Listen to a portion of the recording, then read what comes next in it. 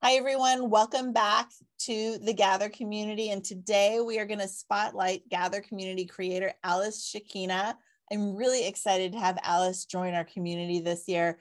She is so super smart, super knowledgeable. I've always had this high level of respect for what she does and how she shows up in the community, in the world, for her clients. I can't wait for you to get to know her better. And I can't wait to hear what she's going to share because her work is so in depth that I know I still have a lot to learn as well. So Alice, welcome to the Gather community. Thank you, Tracy. I'm super excited to be here and I'm really excited to meet more of the Gather community. So yeah, thanks. Absolutely. So this video is something that will be out there for a while, but we want to make sure people who come across it, whether it's here in early 2023 or maybe even later this year or next year, that they get an understanding of who you are, how you got to do what you do, and how you help your clients. So tell us a little bit about your story. So I grew up in Southern Louisiana. And so there was quite a bit of a journey to get to where I am, which is Oakland, California. But I grew up in Southern Louisiana mainly because my parents are both immigrants from Okinawa, Japan, and my dad happened to be an international student. So that is how I landed there. Okay. And from the time of age 5, I was very passionate about theater. I wanted to be an actress. My entire childhood, I wanted to be an actress. And through high school and college, I pursued theater and got a BFA in acting and went on to direct. When I moved to the Bay Area, I was directing at a small theater company. But then my theater all came to a halt when I had my babies, who are now about to grow up. But yeah, they're 18 and 15. But when they were younger, I stopped directing because I had little kids. Now, at that time, I was working as a graphic designer and, subsidizing my theater work. And then once I quit doing theater, I continued to do graphic design until about 2010. And then from then on, I started doing some work at startups. And I also in 2013 started working for an au pair agency. And what I did at that au pair agency sort of launched my career as a mediator. So part of that job, the main part is managing host families and au pairs. For people who don't know what an au pair is, they are caregivers that live with you and they come from overseas. So I am managing au pairs, and part of that job requires mediation in the event that host families and au pairs are not getting along. Now, at that time, I didn't get any training. They just said, go and do it. And I was like, oh my gosh, I don't know what I'm doing. And I went and did it. And it was quite terrifying because you're going into someone's home, they're having high conflict, and you're going right into the middle of the conflict and the location, the geographic location where the conflict takes place. And so it was very scary, but after doing it several times, I realized that, oh, I'm actually pretty good at this, resolving conflict. So I got laid off from my startup job in 2016 and tried to figure out what to do next and thought, well, maybe I'll become a mediator because I really enjoy mediation. So I got certified as a mediator, and I also got certified as an arbitrator. So for your listeners who don't know what an arbitrator is, that's a private judge. And arbitration is a fancy way of saying private trial. Yeah, so, we always have to sign I will not sue someone. I agree to arbitration, right? Yes. And the reason why, that's really important. The reason why they have you signing that is because if you go to court, every paper that you submit to the court is public record. So if something bad is happening with your company and I sue you, everything I write about you is public record and someone can go and find it. And even if it's not true, the fact that I wrote it, they can look it up. Arbitration is private, so nobody can find that stuff. And that's the reason why companies want you to do binding arbitration, right? To say you promise to go through arbitration because they don't want all of your information about your company leaking out to the public where someone can just look you up and say, oh yeah, I saw you got sued because you're doing these things. And you might say, yeah, but none of that's true. But now all of a sudden it doesn't look good, right? Okay, wow. So first item learned from this video right now. That's huge. I never thought, obviously no one wants to go to court. You think it's just to stay out of the court system, but that is huge information. Wow. Thank you. That's great. Yes. And then the other thing I just also wanted to mention as a side note is that if you are the person and you've signed something saying you're going to, do binding arbitration with this company, you still can always contest that, just so you know. And you can try to sue them in court because you have a constitutional right to a trial by jury. So just so your listeners know, it makes sense. Sign that, you can probably contest that and take somebody to court anyway. It's like talking about people signing non-competes, and it's like you can probably get past that non-compete. It's like you're agreeing, but if you really want to get through it, you can. Yeah. Yeah. Thanks for that. That's great. So I became a mediator and an arbitrator around the same time. So I've arbitrated a few cases. Interestingly enough, I actually arbitrated between like an ex-spouse, and they were arguing about what school to send their child to. So they hired me to be the judge so that I can make a determination as to where their child is going to school. So it's very interesting. So neither one of them wanted to be the decider, or they both wanted to decide, but they agreed to let you be the decider? So they were fighting about which school. The dad wanted one school, the mom wanted one school, and they could not come to a resolution by themselves. Yeah. They came to me and each side stated what they wanted. I listened to everything, asked a bunch of questions, and then I wrote an award that stated, like, this is the school, based on what the two of you told me, this is the school that's better for your child. Yeah. Wow. Great. So, I love that because, because all we want is for like clarity on how to move forward. Yes. Yes. So I help people with that. I help people in mediation, finding that clarity to move forward as well. Right. Most of the time people come to me because they have not been able to resolve it on their own because it's very strong conflict. There are a few different scenarios. There could be the fact that they can't speak to each other because they keep interrupting each other and yelling or stonewalling and walking away. Mm-hmm. Or it's gotten so bad that no one is speaking to each other at all. And so you're always putting yourself in other people's drama. Yes, basically, yes. Hey, and as an ex-theater person, or like having that as your baseline, you're inserting yourself into the plays of life. I know.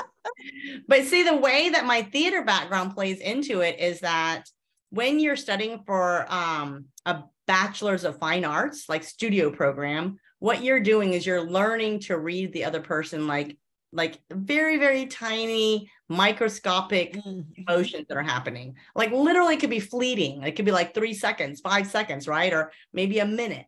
And so I need to constantly read what's going on with my acting partner. So if you and I, Tracy, were doing an acting partner exercise, I would have to constantly be figuring out what's going on with Tracy now. What about now? Like literally seconds later. Yeah. I use that same skill in my mediations because I'm trying to figure out what is really going on, because what people are saying and what's really going on are usually not the same thing. Yeah.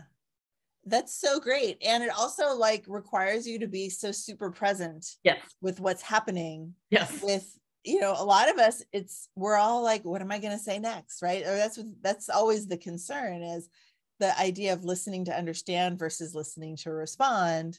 You're in that listening to understand place 100% of the time, or at least that's the goal. Yes. And that's so valuable. I love that. Yes, you have it exactly right. Like in theater, we always talk about being in the moment. Like you have to be in the moment. And if you're not in the moment, usually your audience can tell, right? If you're acting and you're not in the moment, they're going to be like, oh, that was a bad actor, or that was some bad acting. So people can tell when they're watching it. Like if you're watching a film, everyone is a critic, and everyone can be like, oh yeah, that was a horrible acting job. It's because the actor wasn't in the moment. Yeah. They just kind of were saying the lines, phoning it in. Yes. Not really actually interacting. Exactly. With the so person. The same thing happens when you're communicating, when you're not in the moment and you're thinking about your response or whatever it is that you're doing, or you're thinking about what am I going to have for dinner, or how much more time do we have in this meeting, whatever it is. Yeah. It takes you out of the moment, and you're just not as good at communicating and listening to what the other person is trying to tell you. I love it. Well, and this reminds me about, when we first met and you were telling me about your programs for negotiation skills and all of that, how valuable it is, regardless of what your job is and whether you're actually officially negotiating with anybody, because it's just the relationship conversation that we have every single day of our lives. Yes, absolutely. So every conversation is really a negotiation if you're trying to get on the same page. Like earlier today, you said, okay, well, you can't make it at 1:00. Is there another time that you can make it later today or tomorrow? That's a negotiation. Like, is it short? Yes. Is it easy? Yes. But it's still there's no drama. It's just something to get on the same page about. Exactly. So if people think of all their conversations as negotiations, then you start to realize, oh, I actually have a lot of time that I negotiate. Yeah. And then my passion is helping people get more of what it is that they want. Yeah.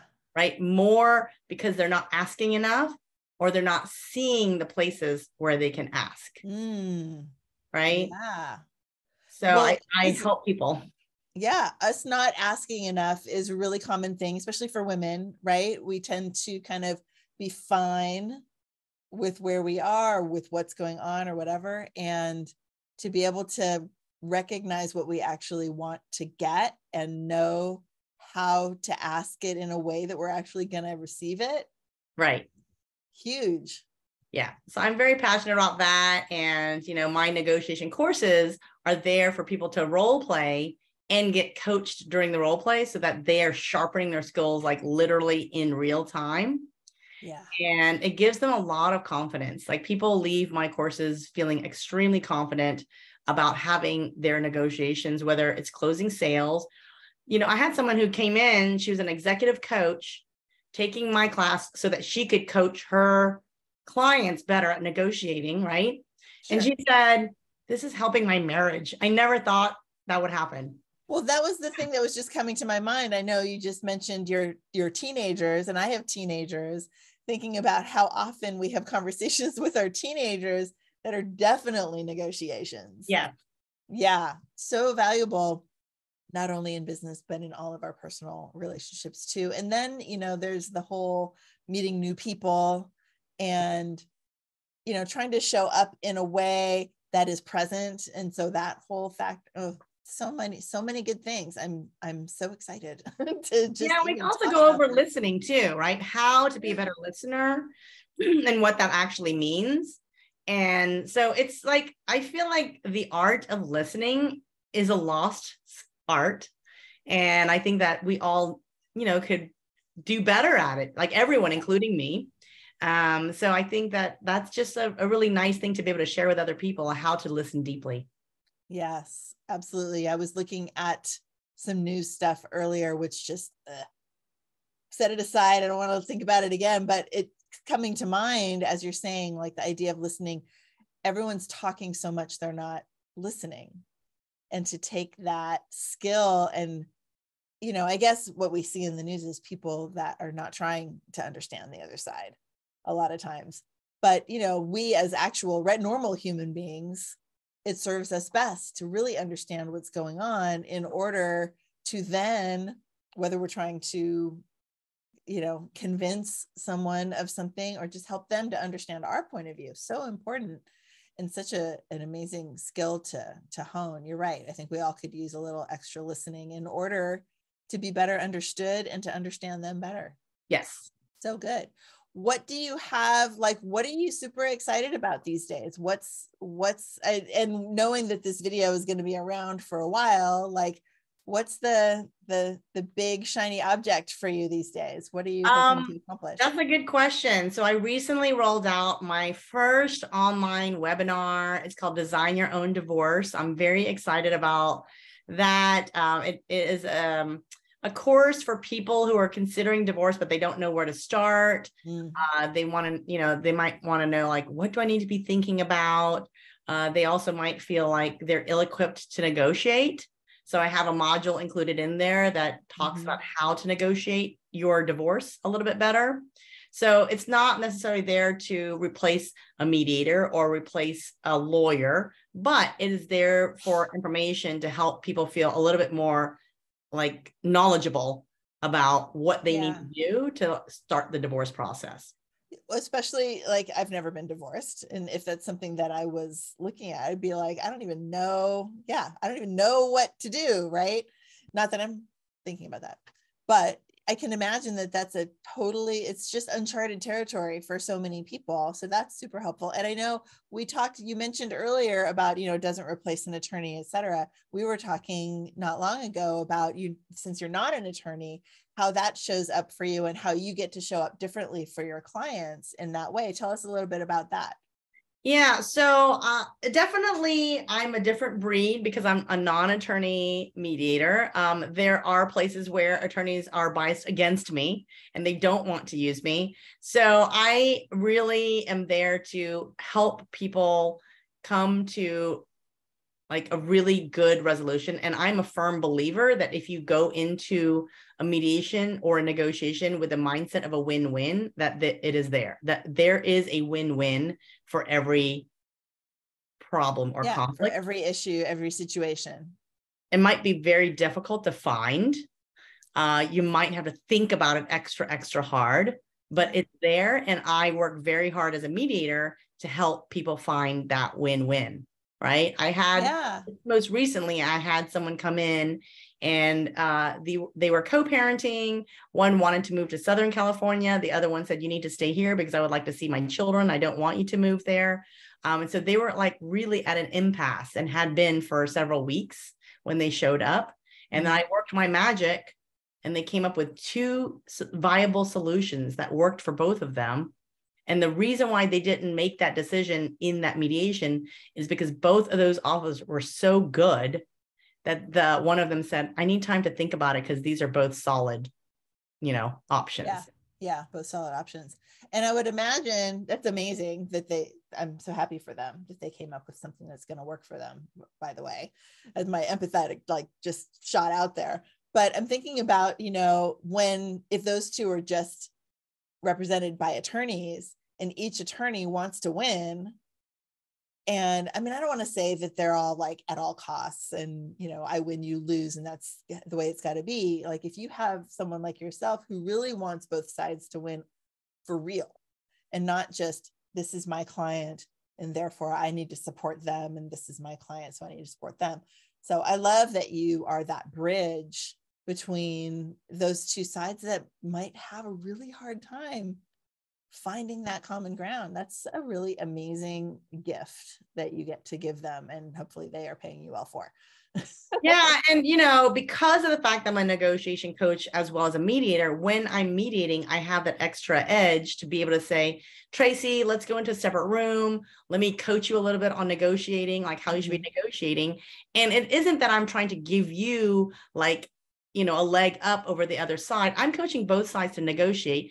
And the better negotiator both parties are, the easier it is to get to a solution that's a win-win. You don't want to have 2 bad negotiators. You want to have 2 powerful negotiators because they will find that thing that is an excellent resolution.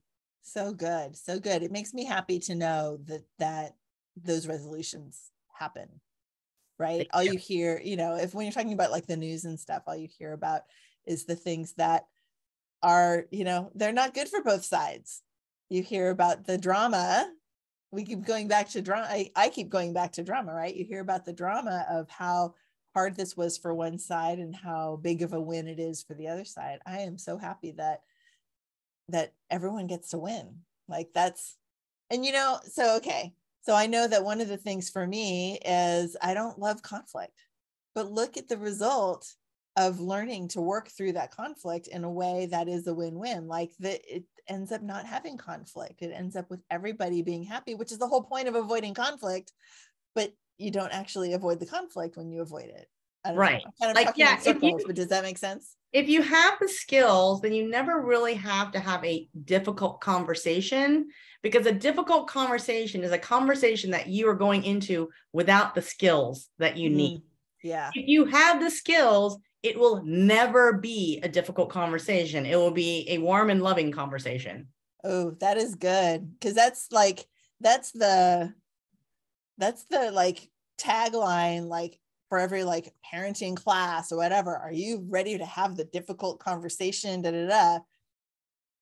to know that no conversations have to be difficult because you're going in knowing that it's going to be okay. Yes, exactly. Because you have the skills. Yeah. It's only difficult when you don't have the skills. It's like asking someone to go rock climbing without a harness and they don't even know what they're doing. That is going to be a difficult climb, right? Because there are some major pitfalls. But if they have the proper harness and the skills and all of that stuff, then they're like, oh, this is a breeze. I can do it. So it's the same thing with speaking, right? Mm-hmm. Having a conversation. If you have the proper skills, you'll never encounter a difficult conversation because you know how to navigate those conversations. Yeah. Oh, that's so great. So great. Okay. Well, I'm very excited for people to get a chance to hear you speak more, to take your workshops. I know that we've just finished talking about when your partner workshop's going to be happening here in the Gather community. There's so much coming up. I have been, admiring you from afar, and I'm so thrilled that you're here with us to share with our community and that I get to promote you even that much more. So I'm just super thrilled. Is there anything that you would want to share as like a wrap up, or anything that, like what's something that we haven't touched on that people need to know about why they want to be paying attention to what you're doing?